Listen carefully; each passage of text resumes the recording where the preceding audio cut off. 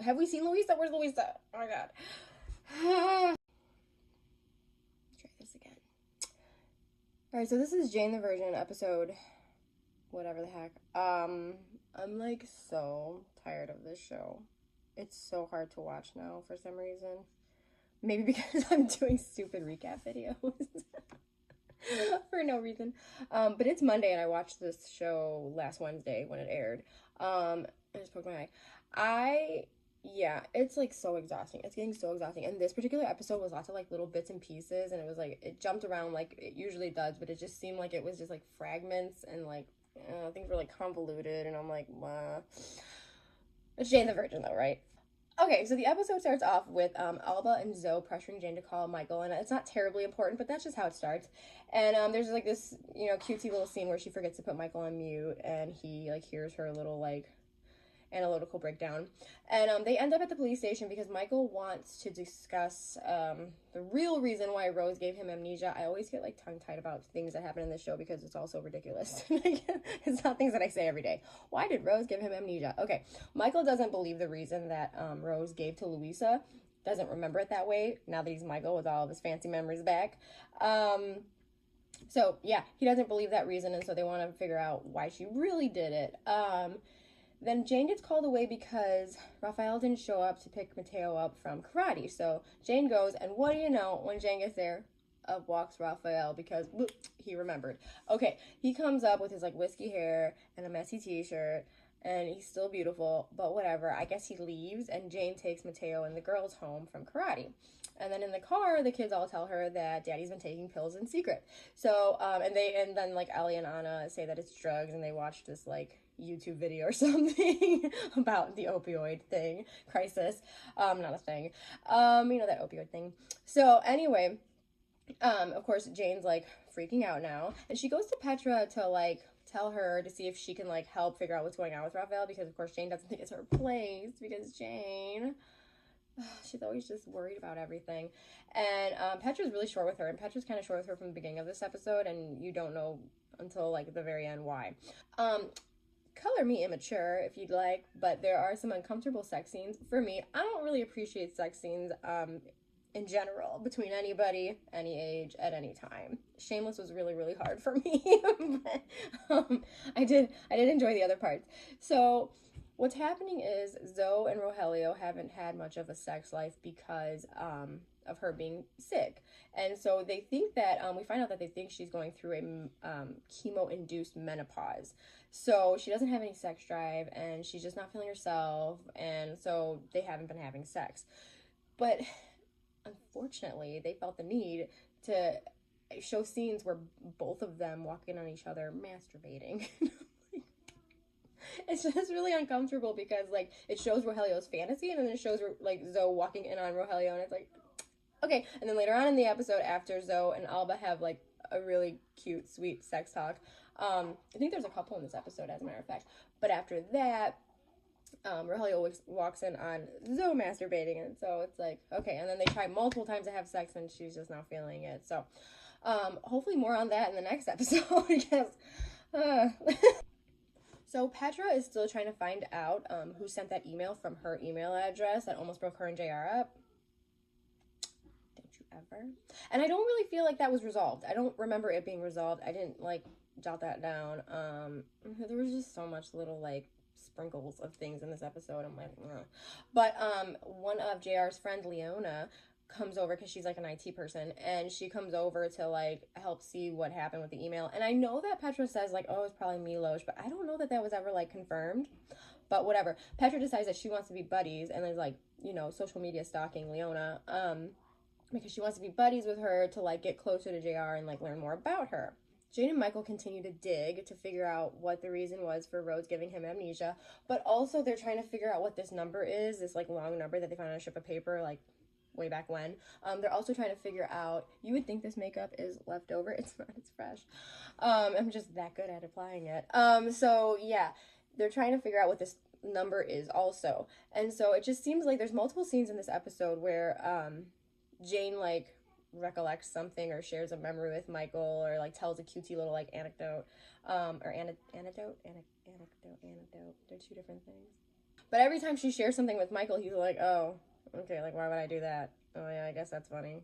Oh, is that what you called it? Okay. Like, it just doesn't seem to mean anything to Michael anymore, and he doesn't seem to really, like, be terribly impressed or interested in Jane's memories, and it's like visible that she's like disappointed, and she's like, oh, okay, so it's like, it's interesting because you think that you're hoping that, if you're me, you're hoping that she's gonna be like, oh, you're not Michael, I'm just gonna go back to Raphael, this is lame.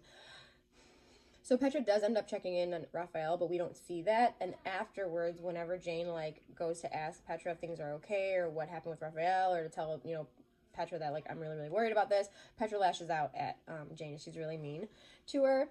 And when Jane asks her why, she says like, look, I'm just looking out for Raphael. Like, you hurt him, you left him, so I'm looking out for Raphael. Okay, so two things that I'm like, girl, bye about. One, a car keeps showing up, and okay, it shows up, and here's the thing, I mean, I've never been to Miami, I understand it's pretty big, okay, as is, like any city, and, wouldn't you know it, this car keeps showing up on Jane's block, in front of the Marbella, and I forget where else, so she keeps seeing this car. Now, the problem is it ends up being nothing. So she gets all nervous, and she, like, makes eye contact with the driver, and it's like this dun-dun-dun scene, and then it turns out to be nothing, and it's like, maybe that'll come back, but I feel like, why did you do that? For what? Like, okay. Then there's also, Michael has a memory. They start, like, talking about that day, where Michael went to go take his test, and he ran into Eileen, aka Rose, in an Eileen mask. And they start talking about it so that he can have a memory, and he does, and it's very, like, again, convoluted, and it's like, he sees a website on her phone, and then somehow has like the username and password for it. It's like, and they go and look it up, and it's like, I don't fully understand what's happening here, so maybe I should be doing recaps. So then Mateo's teacher contacts Jane and says that he didn't bring his art project to school.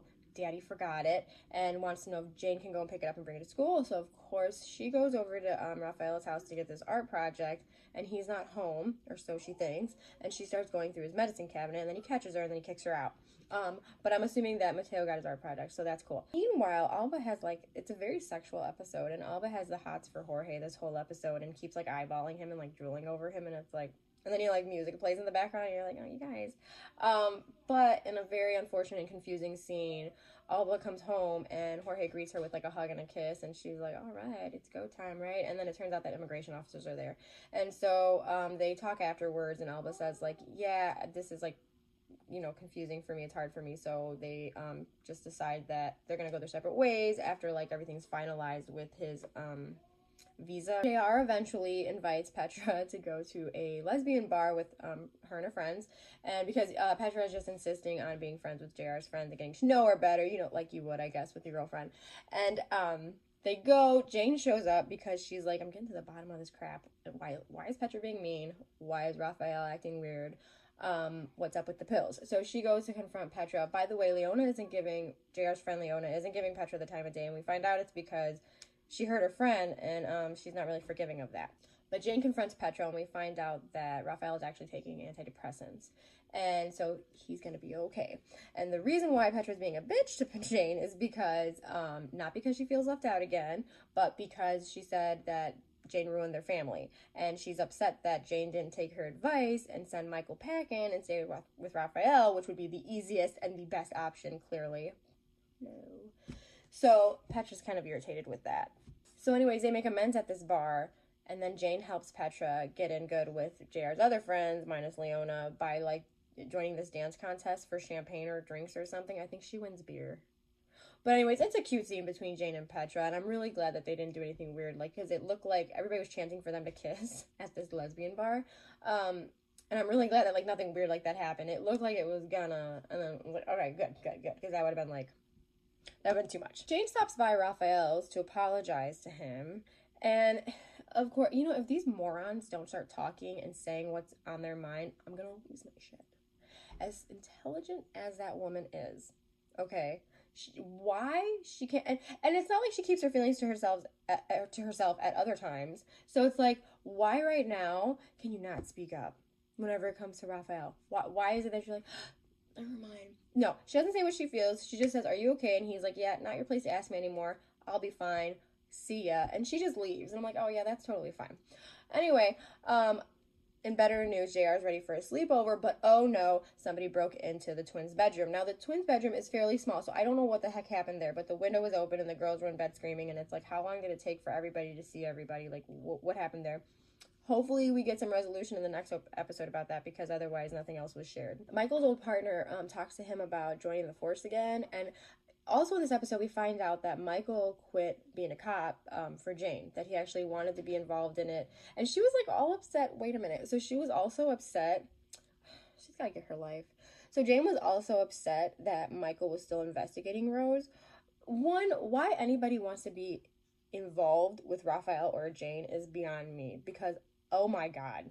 Like, do you all want to be murdered and or framed for a murder? Come on down. Like, what? So, oh, and Petra, oh my god. Like, why anybody would want to be involved with any of them is like, girl, I mean, but then you wouldn't have a show, right? But it's like, so then she got upset that he was investigating Rose. Well, of course, the woman took your baby. Don't you want to know where she's at? Put a little tracking device on her? Like, oh my gosh, I don't care, jail or not. That's crazy. And then he says, like, yeah, I wanted to be a cop still, but I, like, quit, gave it up for you because I knew, like, you wouldn't be happy with that. And so then she acted like she found out that he cheated on her. Like, well, you didn't tell me this. We didn't talk about this. You kept that from me, that you and I... And it's like, honey, like, I mean, there's so many other things to be upset about. So all of those Jane and Michael scenes that I had hoped would turn into Jane having the revelation that she belonged to Raphael and just Michael's not Michael anymore, so she ain't got those feelings for him anymore, actually turned into her having a revelation that she and Michael are different people now. And so she has to accept that, and she could be whoever, he could be whoever, and they could start a new relationship. So she and Michael talk, and he says he's a different person, but he still loves her. And then he asks her to go to Montana. So, like, if one of you guys watches this video to the end, can you tell me what the heck happened? Granted, I did watch this a week ago, and it was just a whole lot of, but I don't know. The episode ends with, I just did not like this episode. It did nothing for me. So the episode ends with Rose talking with one of her minions, aka Luisa's new neighbor, which, what happened with that? Apparently she didn't die from the pie, so that's positive, right? Have we seen Luisa? Where's Luisa? Oh my god. But Rose is like, saying that she doesn't want to go after Michael right now, and like, I don't even remember everything that happened in that scene. It was at the end, and I was like, wait, what? What? I don't, okay, whatever. I guess Rose still has a plan of some kind. We don't know what it is yet, but it's not going to be what you think. So, she's not going for the, like, easy target right now. She's going to wait it out, I guess. Because what the hell else would you do for this season?